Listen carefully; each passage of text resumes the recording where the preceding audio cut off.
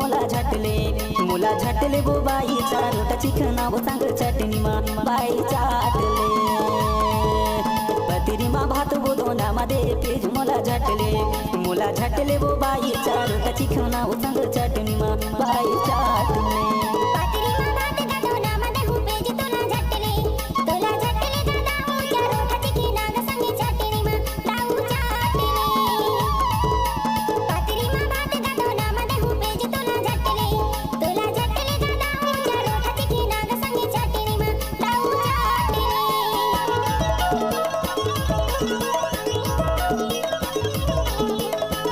DJ Kamlesh मारावी।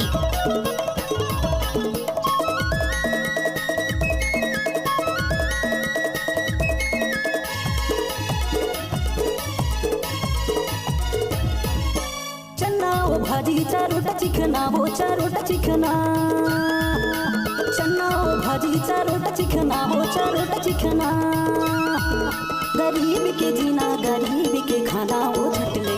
मुला झटले वो बाई चारोटा चिकना वो संग चटनी मा बाई चाटले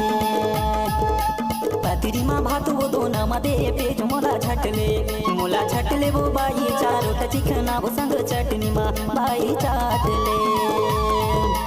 पतिरी मा भात वो दोना मा दे पेज मुला झटले वो बाई चारोटा चिकना वो संग चटनी मा बाई चाटले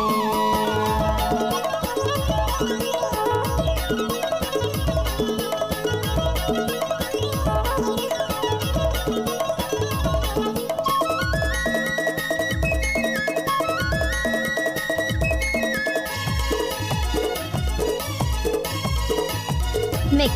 by DJ कमलेश।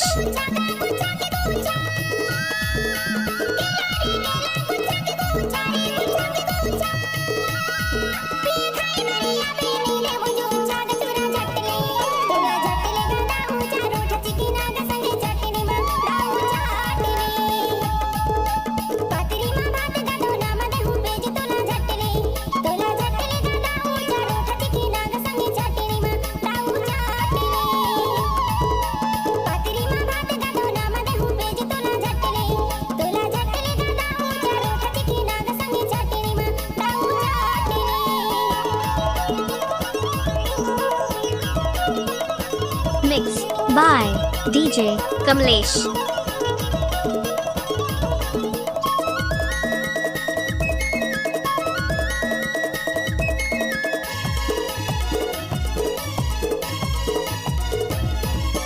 आमा के गोही तू इच फोकी वो तू इच फोकी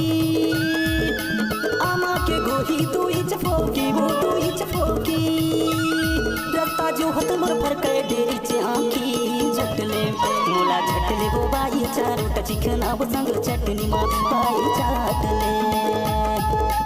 पतिरी मा भात वो दोना मा दे पेज मुला झटले वो बाई चारोटा चिकना वो संग चटनी मा बाई चाटले पतिरी मा भात वो दोना मा दे पेज मुला झटले वो बाई चारोटा चिकना वो संग चटनी मा बाई चाटले बाई चाटले DJ कमलेश मारावी।